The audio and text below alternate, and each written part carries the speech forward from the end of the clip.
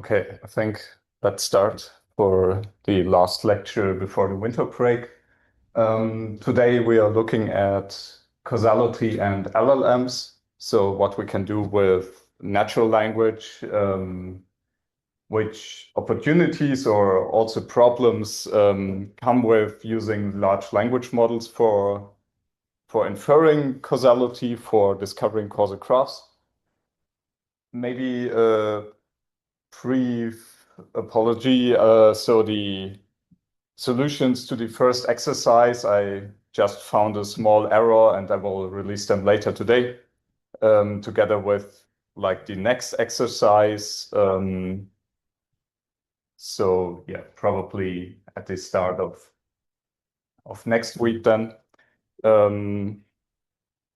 Yeah, but let's start here. So I think we had this quote on the slides before. So basically, there is this thing that Julia Pearl at least argues that machines need a understanding of causal relations to giving them human level intelligence. Then there is, of course, a debate, do we want human level intelligence? Maybe humans are biased themselves, but let's say some sort of intelligence, or at least like to get a good understanding of how the world works, how things develop and evolve. And the main thing here is this term of understanding of causal relations. Of course, we are in a causality course, so that's not a big surprise. Hey. But the thing is, what does this understanding mean? So we will, of course, look at it from a more computer science perspective. But so far, we have looked at graphs, we have computed probabilities, and this is kind of unintuitive for most people.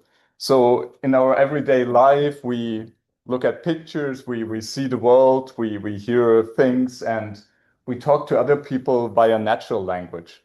So I think it's quite obvious that we somehow need to find a way to figure out what it means to communicate causality in natural language. And also, if we talk about agent learning, so oftentimes, especially the big companies, they maybe train hundreds of thousands of models. And usually we are somehow constrained in our resources. We can't afford to let every model rediscover everything about the world again and again. So we would like to somehow communicate our knowledge and learn from prior experiences. And so here we might make the case that natural language or like synthetic languages of the same expressibility might be the right fit for this because they allow us to explicitly like formalize and state our knowledge. And the only thing we need to do is basically to make our models able to understand that language in which we're talking to them. Yeah. So there are some benefits to using natural language, like with the recent or like ongoing success of large language models. It is that with the internet, we have a like large data set of diverse texts. Although they might be unstructured, like the pure information content we have there is unmatched in comparison to other data sets. So we would maybe like to leverage this. These texts usually contain information about observational, interventional, and counterfactual records. So that's maybe an interesting insight that so far we usually talked about the Pauling causal ladder in terms of like observational training or associational training only being about like the first rung of the ladder, but we can't go beyond that. But with textual data, we might as well observe records like we passively observe records of interventions and their outcomes. And maybe in some books or some texts, people also talk about counterfactuals. So our models might be able to learn from that, even though they do not intervene or act in the world itself. Yeah, and lastly, as I said, it's natural language allows us to reason over bits of causal information. So there's some sort of reflective, higher level aspect to it. And we will briefly cover that here and later on in a later lecture. So yeah, what does it mean to talk about bits of causal information? So in a work we published some years ago, there we made this figure about the equivalence of causal information, and basically the idea is that to model, it might not matter whether we do physical measurements, look at the data, and then infer that altitude, so the higher up we go, mountain, relates to the temperature or causes the temperature to change. Um, the same information can be obtained by just reading the Wikipedia article. So you never have to experience that causal relation, but we can look at a statement or a bit of information that basically tells us this causal fact. So since we're talking about natural language and this lecture particularly about large language models or language models in general, um, I will give like a very brief introduction of what we are usually doing there.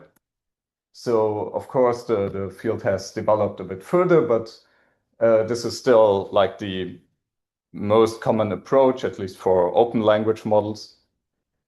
So maybe a brief question: who has taken any course on large language models or similar things and knows at least roughly how they work? What's the task? Okay, so half of the course, I believe. Yeah. So what we are doing usually is that these language models solve the task of next token prediction, which is basically some sort of like text completion task where we give it an existing string of text, and the only task it needs to do over and over again is to predict the next word or the next token. So it might be a bit tedious to predict characters one by one. Um, so what most models do is that they use this text and break it down into tokens. And tokens are common occurrences of characters that occur together more often in a text. So usually it's common words. But for example, you see here, so every token is color coded. You see roadblock being split into two tokens, for example. And these tokens, or like how texts are tokenized, um, these are computed then from large text databases where we just count the frequency of every string sequence and then say, okay, we take the most common 100,000 string sequences. Yeah. So this then reduces the bits of information, and basically the models for every token, they get a one hot vector where it selects one of the 100,000 tokens. Oh, so that's set to one, the others are set to zero.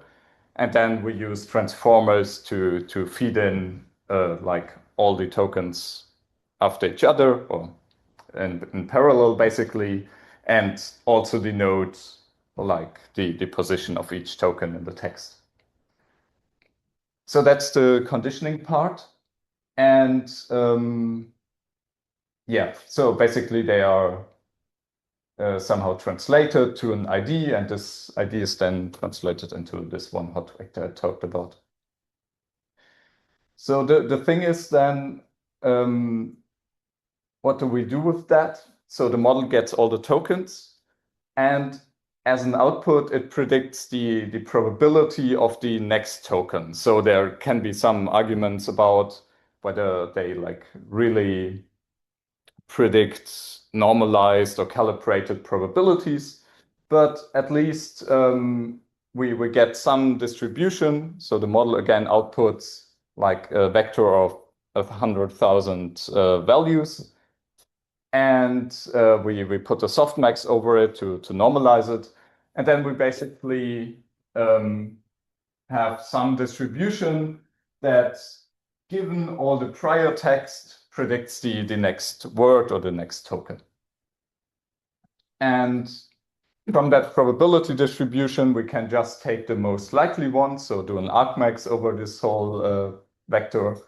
Or we can do sampling, so to get a bit more diversity in the generated text, which basically in practice means, sample according to the predicted probability distribution. Often we prune very low probability tokens to prevent some like very random generation. Do beam searches, so we look a bit into the future and do some sort of temperature scaling, which like makes more or more probable tokens even more likely and reduces the probability of less likely tokens to be generated. But that's like mostly engineering stuff. The main thing is that given all the text, you generate a probability distribution to predict the next token and then sample from it. So yeah, this is some sort of autoregressive token prediction, right? We predict a token, then include it into our conditioning set. Then again, with the existing text and our new token, we predict another one and so on. And we might, in a very hand-wavy way, ask ourselves, well, these probabilities, can we somehow relate that? We have seen maybe something like that before, so where we want to get the probability of some effect given some conditions and maybe some interventions. So we talked about that large language models, they usually cannot do interventions because they are like not wired to the real world, to some robot or something. But still, we saw also with the Paulian-Do calculus that under some circumstances, this do operator can be transferred into like a conditioning or a condition. And in the causal representation learning course, we also saw ways of turning data with sufficient variability into like correct causal effect estimates. So yeah, the question is, can we somehow talk about causal effects and infer causal effects with this autoregressive natural language token prediction? And as I said, this is in a very hand-wavy way because like on the left side, we talk about like fixed or like numeric probabilities that we want to infer. And on the right side, we talk about token probabilities. But maybe if you have like some causal query and you say, well, it's a yes/no answer, maybe you want to look at your token prediction of the yes and no token and say, okay, they should be calibrated. So the probability for yes should be maybe 100% or something like this, depending on the noise in the system and in your description of the task. Yes, so told you about that. And the things that we then might want to do is maybe perform causal reasoning, use LLMs to aid causal discovery, so recover causal graphs. And this might be that we use the internal knowledge of the LLMs or that we retrieve causal information from text. So we just give it like a description of our system And we want the LLM to simply retrieve all the statements about causal links in that text.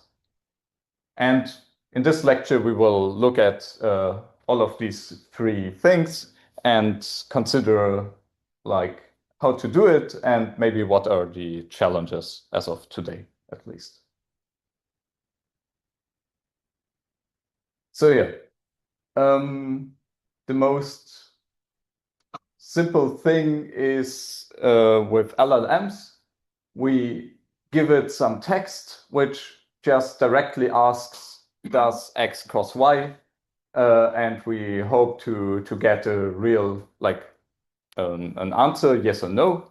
We might also want to ask in the reverse direction.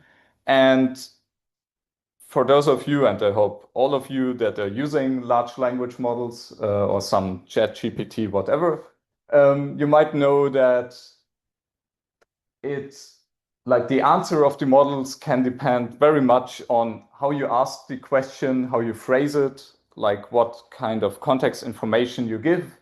And so the answer to a query might change depending on how you phrase it.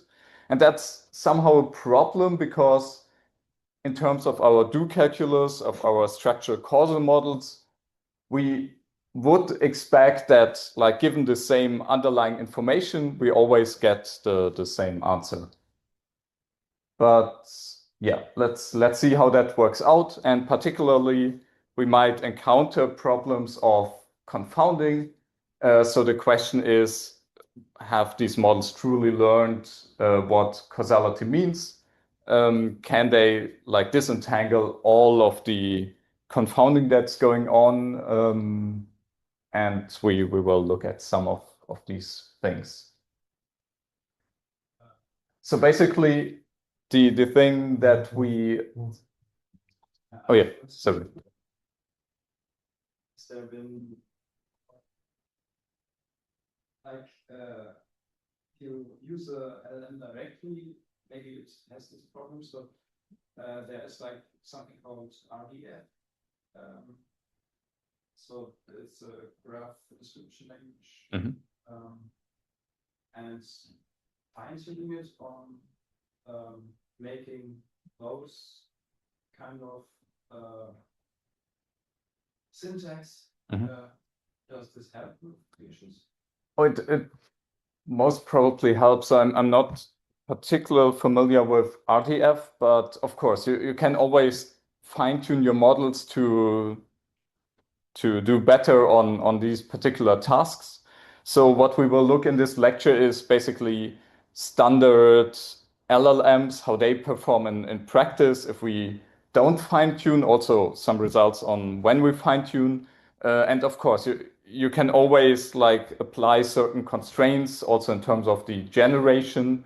So we will see results where the model might deviate from our expected answers. So we can always enforce it by only constraining maybe the generated tokens to yes or no and don't allow anything else to adhere to our format. And also, right, for more structured input and output, we can always fine tune and make it better there.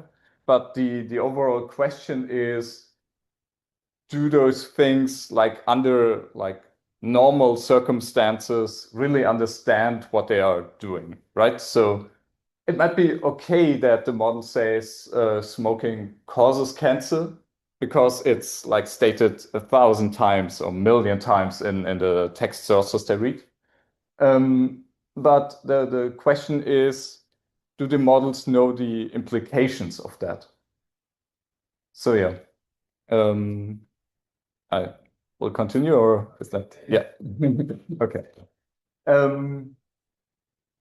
Yeah, as I said, so LLMs might say smoking causes cancer, but the question is this enough to understand causality?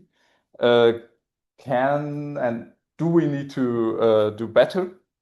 So the thing is that textual descriptions only cover a part of the world, so we have some sort of selection bias usually going on. This might be limiting the knowledge our LLMs have. Then again, it's sort of associational training. And we will now look at a series of biases and fallacies that LLMs fall for. So the question is basically, even while knowing that smoking causes cancer, can these models like can they work with this bit of information and connect it into a bigger picture? Basically, the question of causal parrots, as we framed it in a prior paper, is, do they have a genuine understanding of the world, or do they just repeat the information that they have seen but aren't able to work with it? So we somehow covered this in previous lectures. The idea is that LLMs might go beyond the first rung of the causal ladder.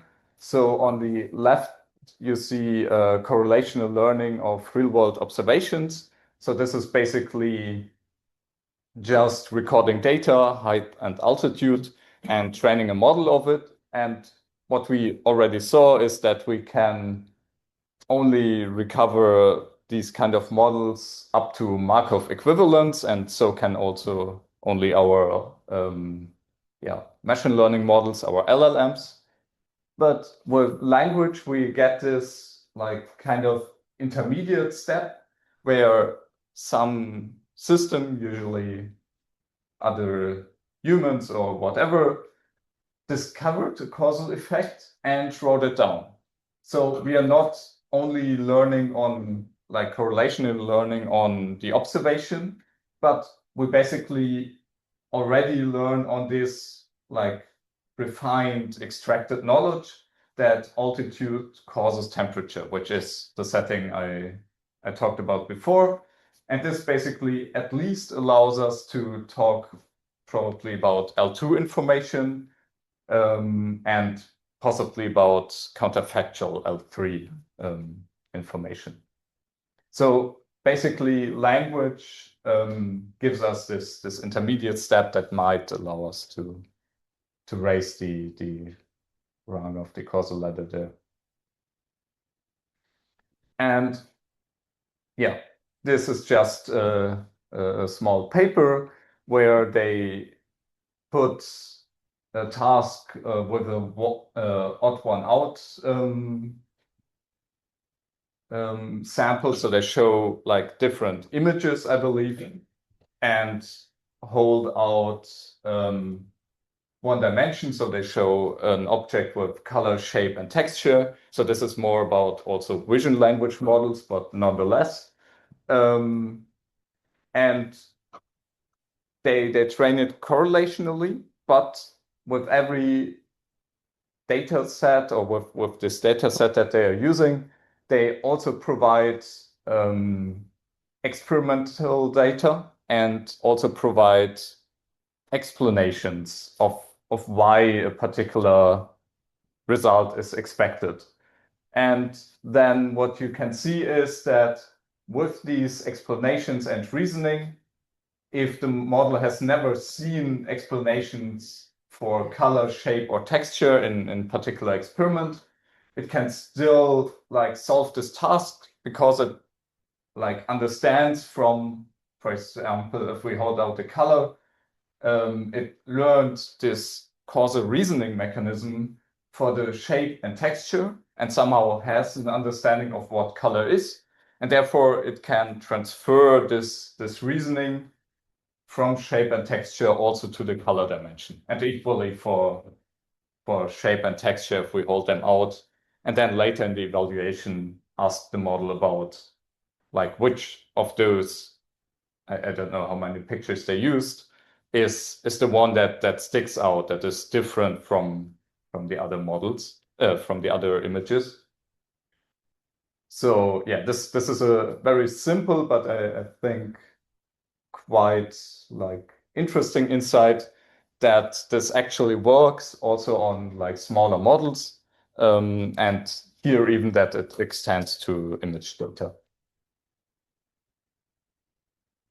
So before learning, discovering graphs, and so on, the most simple task maybe that we can ask a language model is to do some sort of causal reasoning. So we simply give it some context, some information, and then ask it, does A causes B? And so the thing is that depending on the training set of the LLM, these models might have just memorized that knowledge. So they know height causes altitude causes temperature. And the first thing that is not really related to causality, but like general reasoning and knowledge in LLMs, is that these models sometimes have problems with the consistency of the knowledge. So they might know A is the mother of B, but they can't recall who is the son of A. So this is, of course, a kind of symmetric fact. But in the same way, that might be a problem if we ask about causal edges in a graph. So these models might only be able to recall one of the directions, but like forget about the others or like can't answer the inverse direction. So maybe we want to account for that.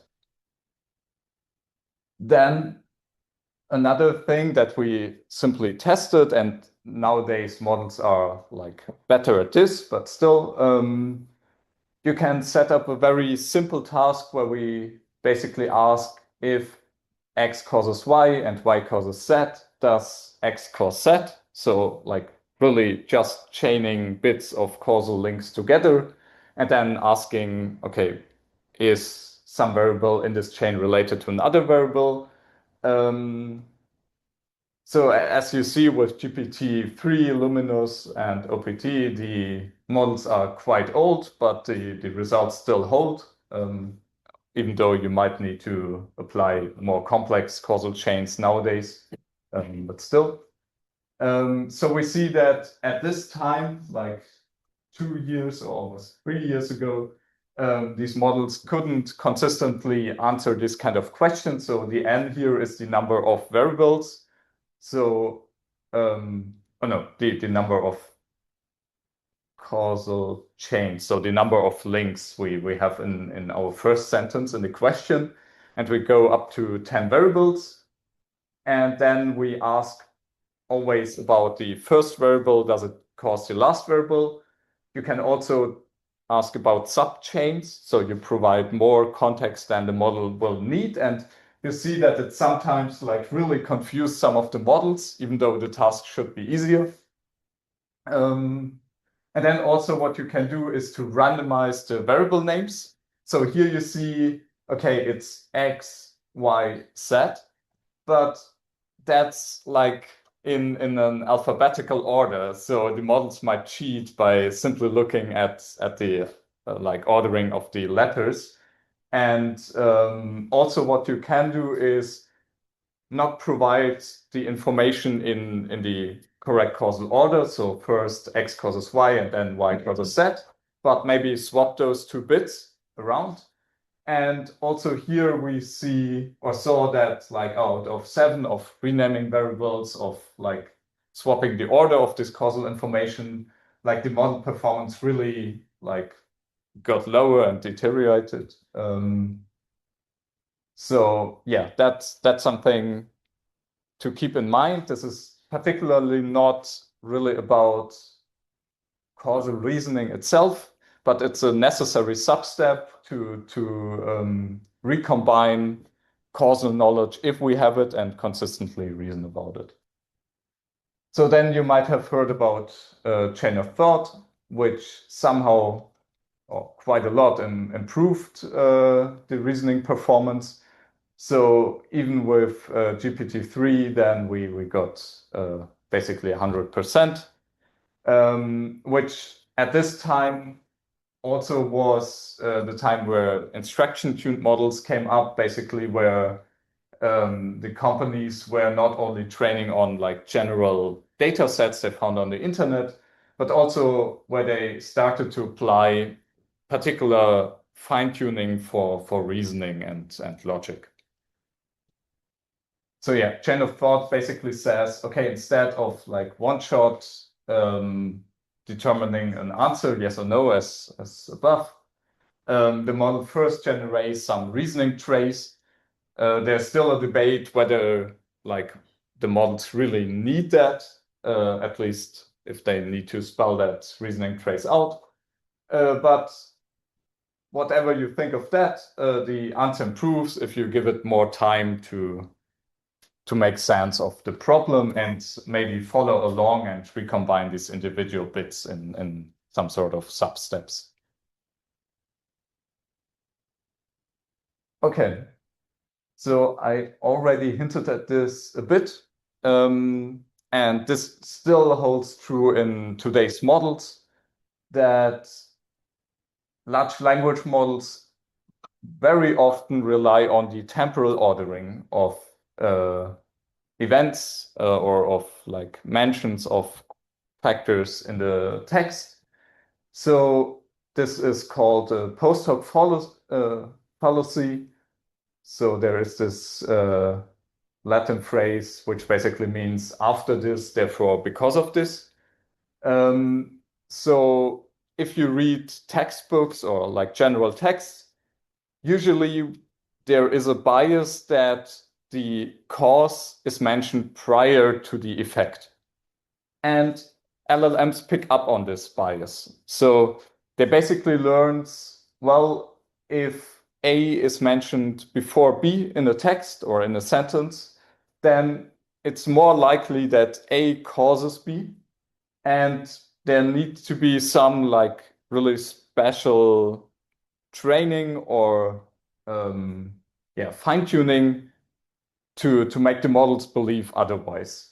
So basically, here is a sort of confusion matrix where you really see, okay, so they put this to an extreme, but where you can really see that if you fine-tune a model on like either X first or Y first, and then try to retrieve the correct causal order afterwards, they really fail. And this effect might not be that strong in like modern LLM, but still it's there, and it's important because what this means is that even if we don't rely on the internal knowledge of LLMs, so what they have learned and seen, and just want them to retrieve causal effects from text, their text understanding might not be optimal. So they might draw false conclusions from the text we show them. And yeah, that's something to keep in mind.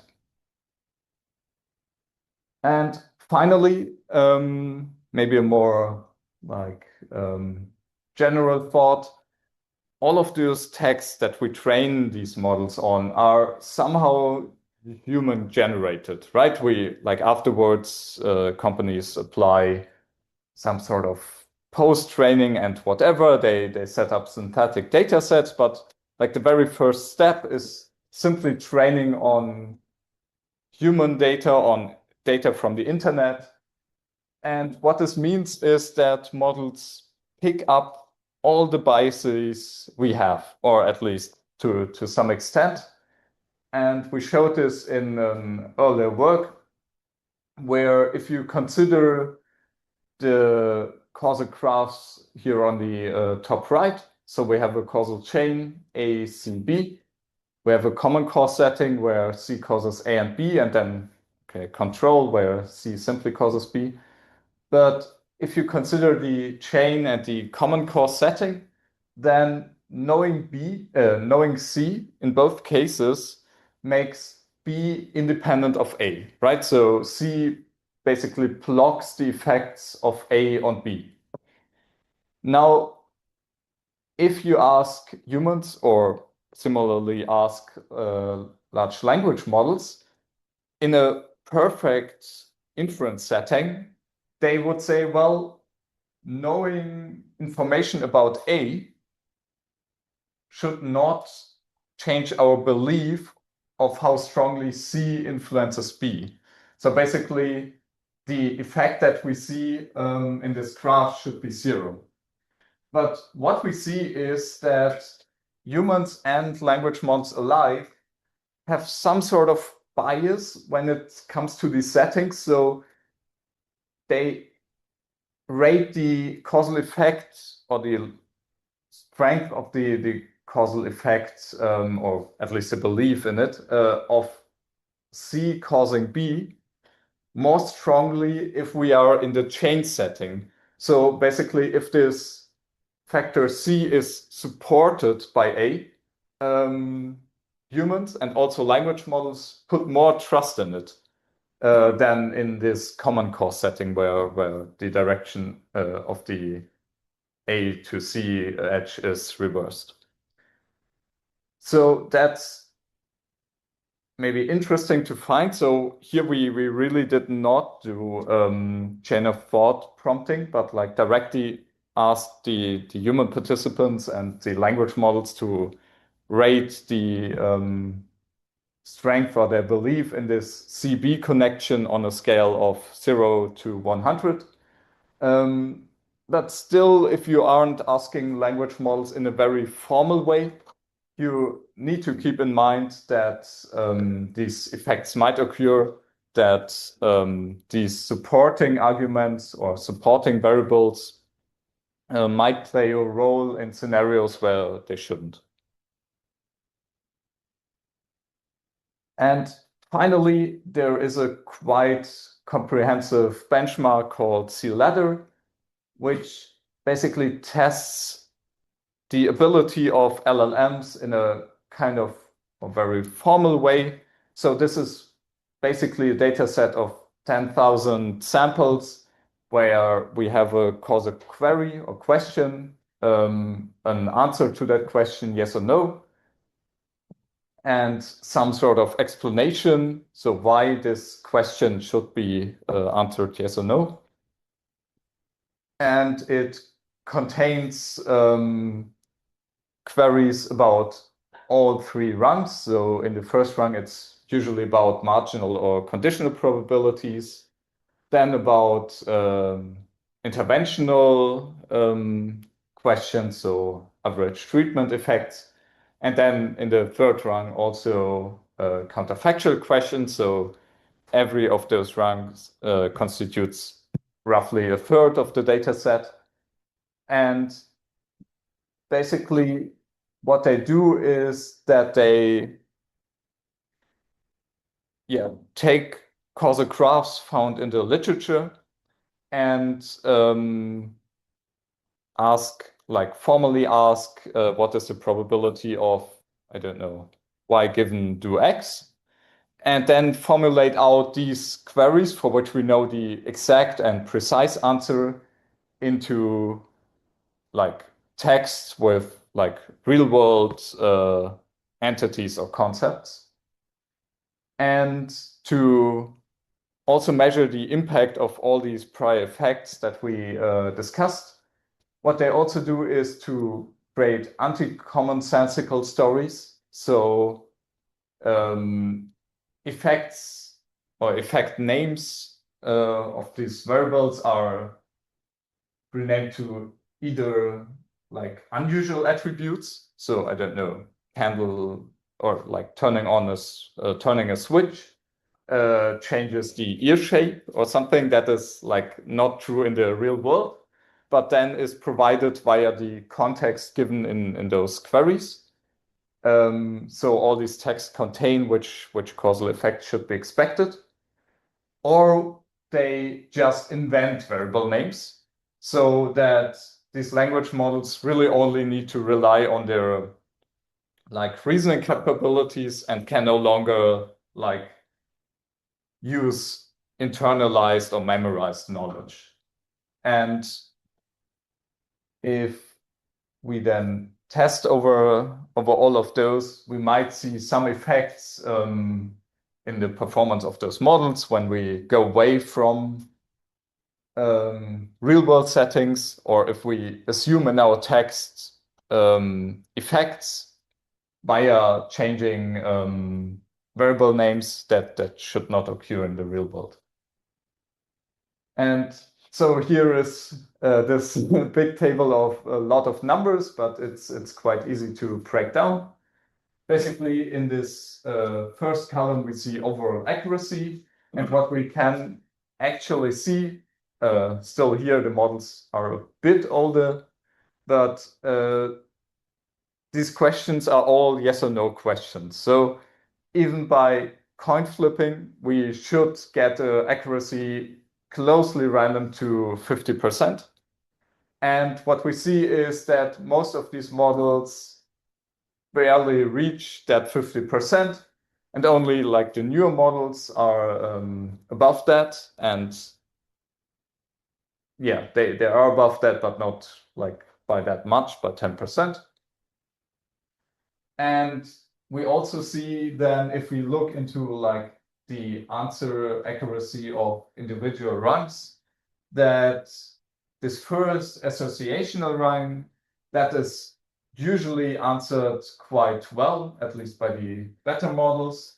And as we go further back, the accuracy then drops. So this is, I think, kind of expected, because for the second and the counterfactual run, these models then need to really like do more work, think about what does an intervention mean for my system, how does it change probabilities, and also in all of those things, we make the models compute actual probabilities, so like multiply or add things together, and this is also a cause of error, although I'm not quite sure how much that influences the final results. Yeah, and then surprisingly, or maybe not surprisingly,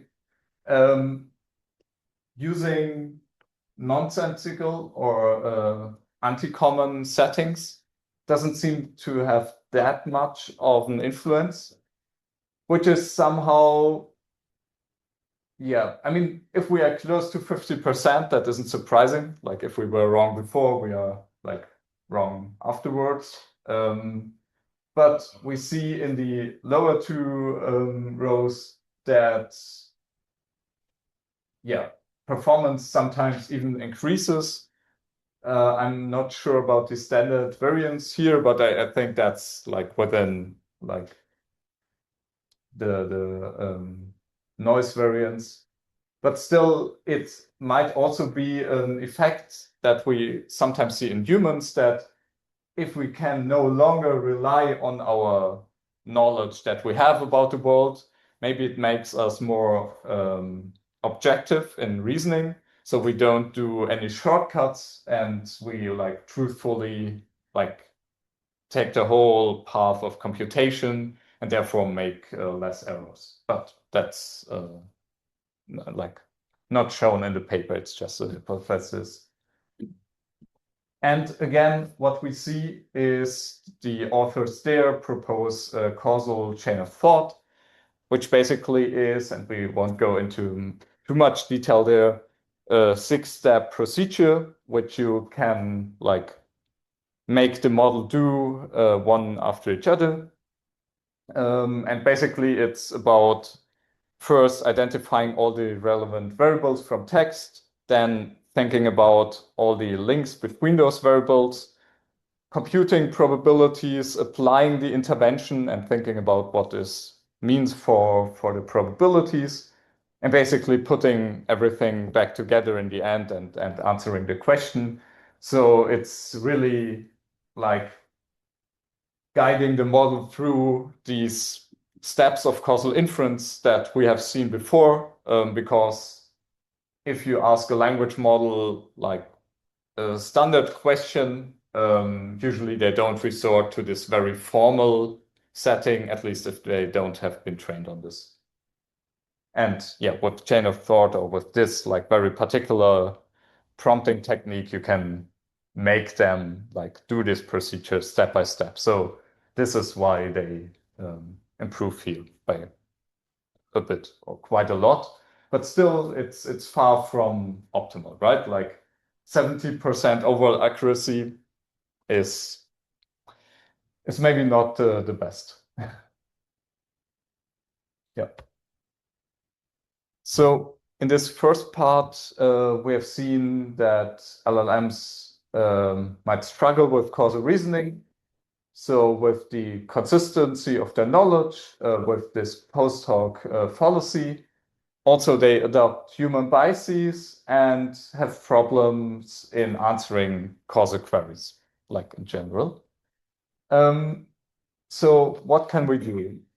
I mean, the idea might be very simple.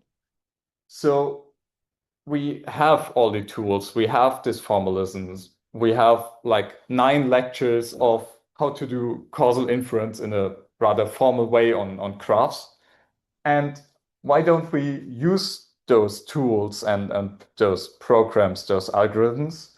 So basically the idea is to recover the causal graph with the help of LLMs.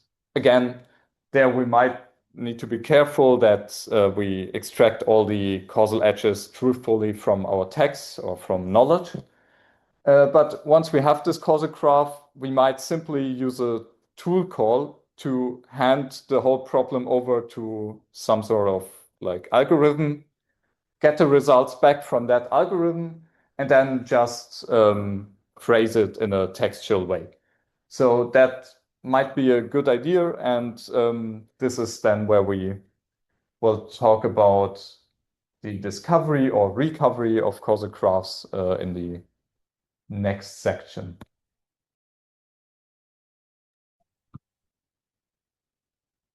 Okay, so for this second part, let's look at the abilities and ways of LLMs to do causal discovery. And so the question is, how do we get or go from querying an LLM to obtaining a causal graph? Basically, the simplest, most simple idea we can think of is we look at every pair of causal variables and ask our LLM, does X cause Y? And then we record the answers. So we do this for every possible pair. And maybe for consistency checking, since we are expecting directed edges, we might either ask for does X cause Y, then record a yes/no answer, or ask for does Y cause X and record a yes/no answer, and hopefully they are consistent. So spoiler, usually or often they are not. And another way is to do some sort of correlational querying where we just ask, okay, does X cause Y? And give the model the option to simply choose from 3 possibilities. So either X causes Y causes X, or there is no edge between those 2 variables. So yeah, this is the most simple setup I think we can think of.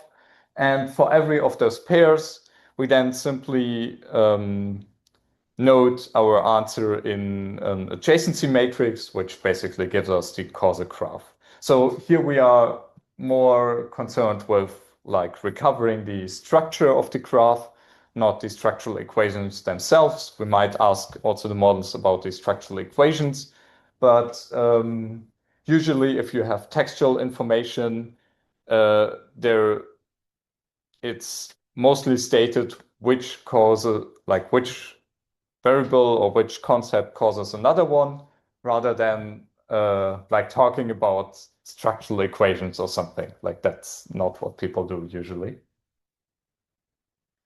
Right. So this is basically the algorithms for that. Really, it's a loop over every pair of causal variables, starting with an empty graph at the top in line 2, and then really manually querying the language models for every pair x and y, and noting down the answer in our adjacency matrix. But the thing is that doing this requires a quadratic number of queries, like quadratic in the number of variables, because we need to check every possible edge. And LLMs have become faster in generation over the years, but maybe that might be a bit much if we have like bigger systems of 100 variables or something.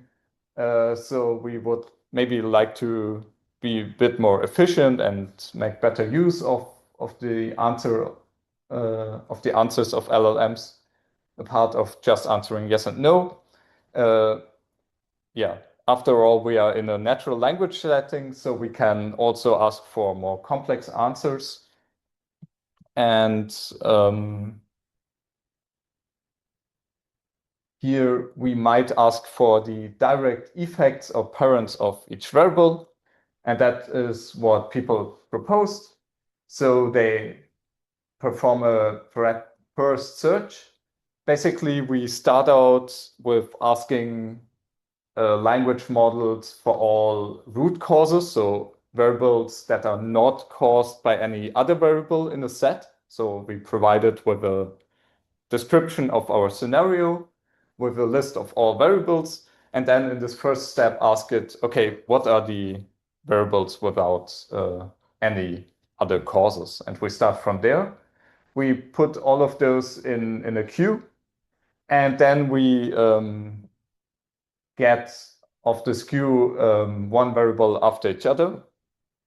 And in this step 2.1, then we identify all the direct effects of U. So basically, we again ask our language models, okay, here is a list of variables, which, if I have variable A, which of those variables are caused by A? And so we get in a single query all those edges from our concept U to its direct effects. Right. We add all the direct effects to the queue again so that we iterate over them later. And we remove U from the list of possible effects. So that's something to enforce acyclicity. Basically, what this means, if we have U removed because we know like either it has no parents or like we iterated over the parents before, then it can't be a direct effect of any consecutive variable calls or any of our other queries. So maybe we go step back. So here for this pairwise querying, right, we get some adjacency matrix, some graph, but that graph might be cyclic because all these queries are independent of each other. So basically, if we want to have an acyclic graph, if we want to make or can make that assumption, we need to do some post-processing, either use manual review, so ask experts or whatever. We can use the confidence. So this is maybe the probability with which the language model answered yes or no. So the token probability in the predicted distribution. So we maybe want to use the most likely ones and cut edges as long or yeah until there are no cycles in the graph. But with this search approach, because we cut out all the parents, we can't link any variable back to its parents because we remove it from this set of possible effects. So that makes the generated graph acyclic by definition or by construction. And the nice thing here is that we only need to visit every variable once. As I said, it creates acyclic graphs. And as we saw before, or as it's stated at the top, here we are doing like a top-down querying or iteration of the graph. So we start with parentless variables and then search for the effects. We could also start with like the leaf nodes and work our way up and ask for the parents of each variable. Yeah, so this is basically the algorithm for that. Really, it's what I described before, just in a more formal way. And the only maybe not interesting part is that we now have like an initial query which finds our root causes, and then this iterated thing where we find the direct causal effects for each variable. Yeah, and then so these two things are like simply querying our LLMs for direct causes and so on. But we have seen algorithms that can do causal discovery. And the question might be, well, can we somehow use them in our natural language setting? And the thing is that we might just instruct our language models to carry out all of those steps that we have seen in text. But again, we saw that they might have problems with precise handling of probabilities, precise reasoning, and calculation. So maybe what we want to do is keep most of the PC algorithm within our normal computations and only leverage the LLM to perform or to give us some information about the context or the scenario that we are in. So this is this approach called ChatPC. Basically, the idea is that the information that, or the thing that we will use LLMs for is to query it about independencies. So this is, if you think about it, in the standard PC algorithm, that part that was previously taken over by data, right? So we constructed all our like skeletons, directed all the edges and so on, and that can be done algorithmically. The only place in that whole algorithm where data is used, and possibly the most important step, but still, is where we tested for independencies between variables, where we tested for independencies between variables under conditioning sets. And here, I mean, the setup is really the same. It's the same algorithm, just instead of doing like statistical tests, we ask our language models, well, are A and B independent of each other? Are A and B independent of each other given some other set of variables? So yeah, the thing here is that in our CI, so conditional independency test, we usually get a p-value to so that we can like do a cutoff at some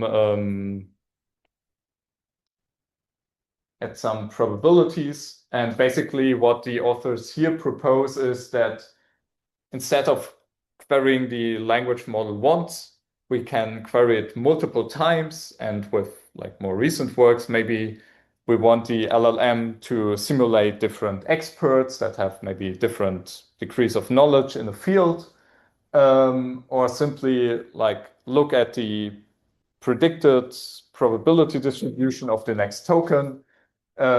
So basically, to get some probability of those edges. But yeah, I mean, in the simplest case, you just ask the language model once, record the answer yes or no, and take that answer for certain. So this is all nice, but what are the results of this? So what do we gain? Basically, the main problem is that LLMs are not all-knowing. So as our statistical independence test can fail, also these answers by LLMs can fail. And we will look at some of the failure cases or the noise that gets introduced into the systems if we carry out the prior algorithms, and particularly because the effect is most visible, we will look at this pairwise querying, where we really directly ask for every edge, does A cause B, yes or no? And the first thing that we want to do is to query our question. So here you see a number of query templates. So we could ask, are X and Y causally related? Does X cause Y? Does X influence Y? And somehow they all imply a sort of relation between the variables. Some are like imply some direction between X and Y. Some only imply that there is a connection, but maybe not the direction between those. But the point is that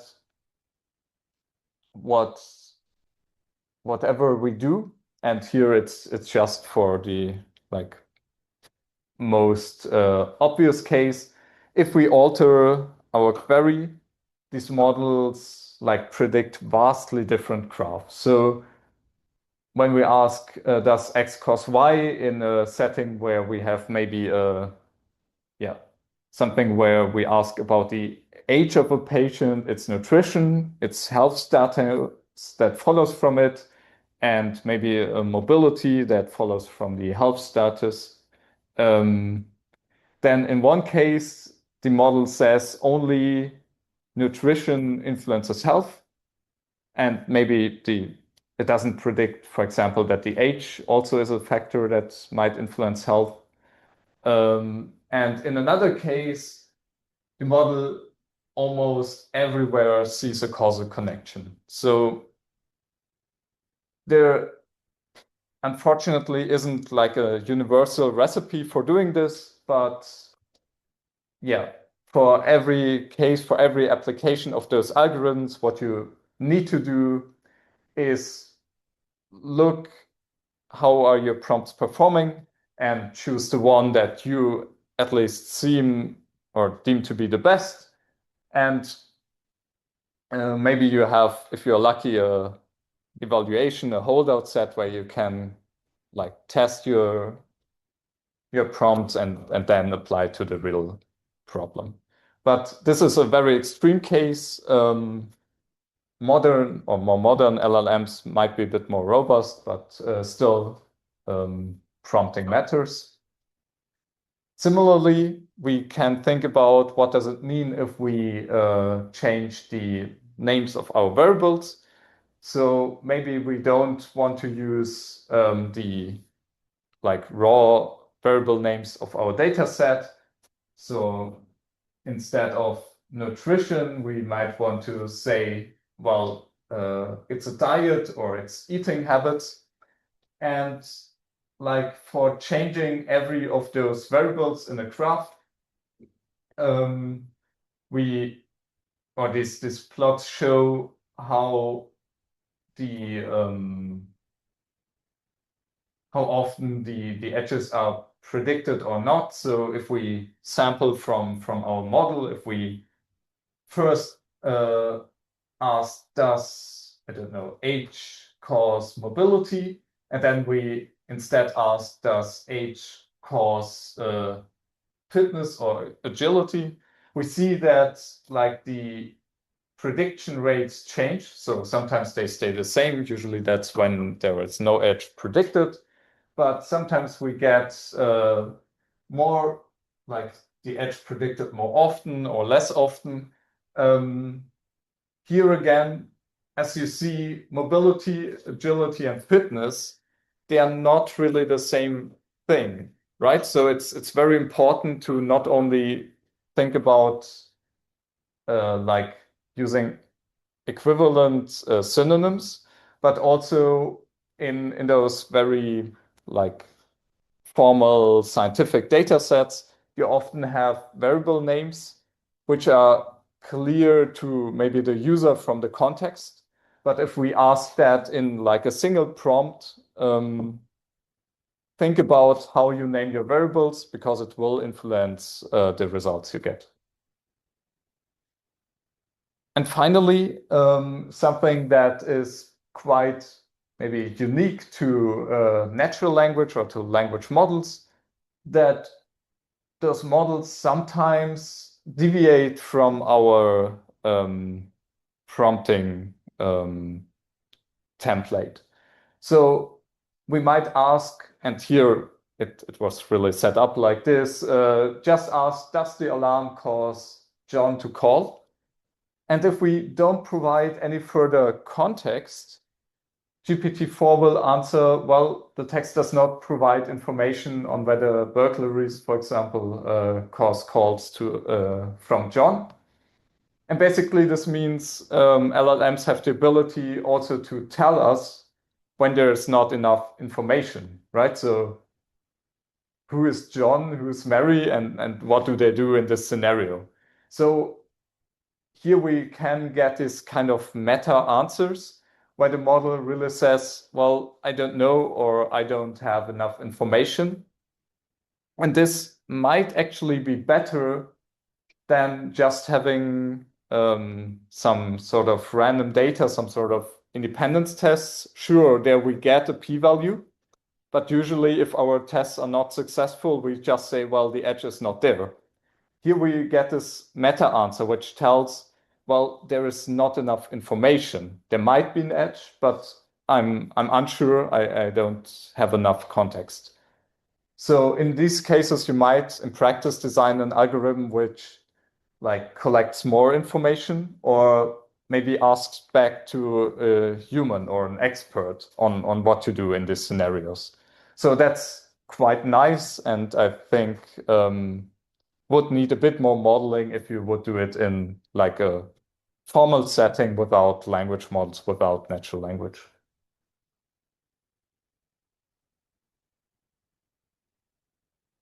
So yeah, as maybe a summary to this, we've seen LLMs still struggle a bit to combine and reason over causal facts.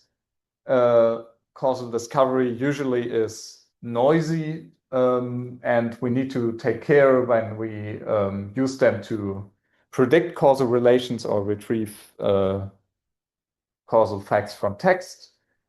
And also, knowledge varies across domains of application. So if we are in an everyday setting where we are sure that it is described quite often in some text, maybe it appears in Wikipedia or similar sources, then we might rely more or trust our language models more than some niche, whatever field, which has rarely any text sources or any documentation. So yeah, beware that LLMs might hallucinate causal edges where there are none, or like tell you there are no causal edges when there are some. Right. So just briefly some remedies to this. There was a quite recent work that takes a similar approach to what we saw before. So basically, for certain domains, we want to, prior of doing our inference or during the process of doing our inference, we can have a look at different sources of information. So LLM predictions might be noisy, data prediction might be noisy, like independence test might fail due to insufficient or not enough data. And maybe we have multiple LLMs or even human experts that we can ask. So in the process of then recovering a causal graph, and under the assumption that we have access to all those systems, to all those experts, and maybe also have some data, or maybe at least for part of the graphs or the variables, we might want to calibrate our belief in all of those systems. So maybe we know, okay, the LLM is much more knowledgeable in domain A, while the expert is more knowledgeable or more reliable in domain C. And when it comes to domain, I don't know, whatever, maybe it's best to just use the data because we have collected a lot of data in our company from some production process or something. So yeah, then dynamically use the right source of information to infer causal edges. Similarly, and even though we talked about the problems of retrieving causal directions from text, modern LLMs get better and better at reading and summarizing texts. And particularly in bigger companies, we might have like hundreds or thousands of pages of description of a system, maybe of a production process, where really every valve, every screw of that thing is somehow documented and described. And we might want to know, how does the causal graph of that system look like? And it would be very tedious to now get a human expert to read through all of this, take all the hundreds or thousands of variables and draw causal graphs. So we talked about this before. And here LLMs can help, because even though they might not be perfect, we can feed all of those documents to it and then really ask it which kind of variables are there. And for particular documents, ask it, okay, which causal effects are described or implied by the documentation. So this is maybe not a standalone approach, but it helps because it sources the knowledge that we get in real data, in real documents. And afterwards, we can still give that model to an expert and let him or her refine that graph that we discovered. And finally, it might not be that we use LLMs to directly discover the causal graphs. Maybe we want to just use them to give us some sort of prior information, to give us some more like general constraints of that graph or on that domain. So maybe we can get the information, as we saw in causal representation learning, that maybe two groups of variables, even though we don't know like their exact causal relations, but we know that group A always causes group B, or variables in group B, but not the other way around.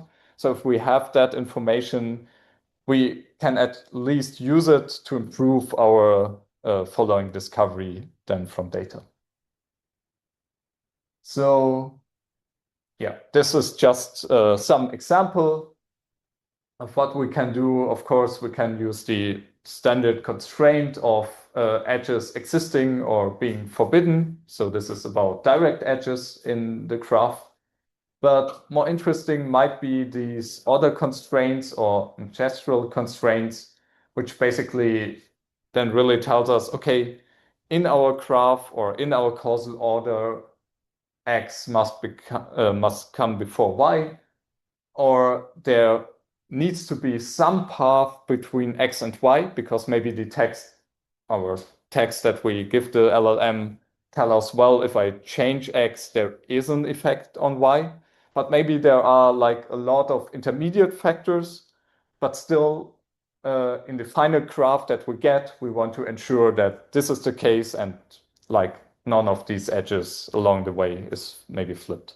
Yeah. Let's say the order is the same thing because if Yeah. Yes. you know, Yeah. So unless you have cycles. yeah, exactly. So the third and fourth constraint, so I think the paper also got updated a bit, but it might be considered the same. So basically, if you say, well, I have a fully directed graph and so on, or even Markov equivalence class, then it's the same. This order constraint might really be this kind of groups of variables, or if your causal graph is maybe layered, right? Then you might not say, well, there needs to be a directed graph from X to Y, but maybe I have these bigger groups and I know group A comes before group B, even though like different variables, like not X and Y are somehow related, but like in this general, more coarse graph, yeah, one group must come before the other. Yeah. You had the same question? Okay. Yeah. So, yeah, some maybe final remarks on that. So the whole thing about LLMs, natural language, and causal reasoning is that like the field is still evolving rapidly. So with every new generation of language models, their skills get better. They get better at reasoning, at text understanding. So that's also why, like I showed you some results which yield like the more general insights, but we were not looking at like exact numbers because in maybe half a year or a few months, they might be outdated again. Still, what we saw is that LLMs and natural language allows for some like more general approaches, which is basically giving us prior information or general information about causal structures. They can help us with kind of meta answers. So they can tell us, well, I don't have enough information, or I need more context. And generally, if we think about it, what these models are doing is not really reasoning or carrying out an algorithm that is inherent to their parameters or weights. So if we say A causes B, we talk about these causal facts, but it's not like ingrained in the model weights. So it's a sort of reflective process that we reason over causal relation. And in contrast to that, we have seen causal VAEs where and other ML models where these causal effects and causal relations that we found or learned were really like embedded into the model weights. So the models like did the right thing, but the causal VAE doesn't know it is causal. Also, an LLM itself doesn't know it is causal, whatever knowing means here, right?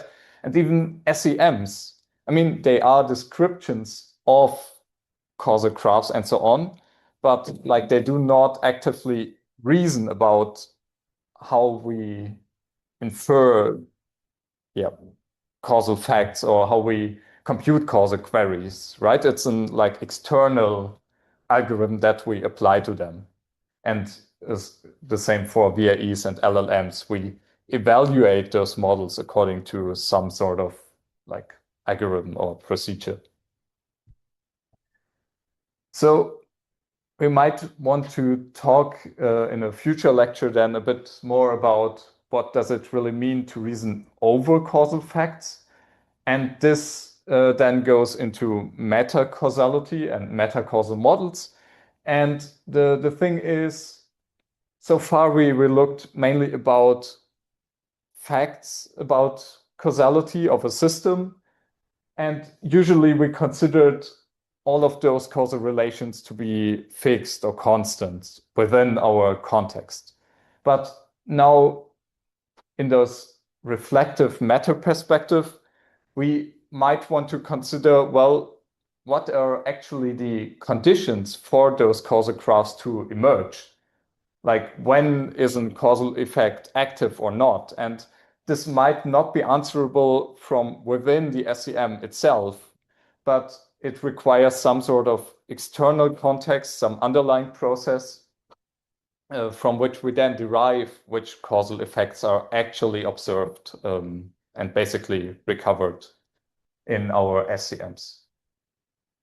But yeah, that's then for another lecture. But maybe you can have some thought about that over the winter break.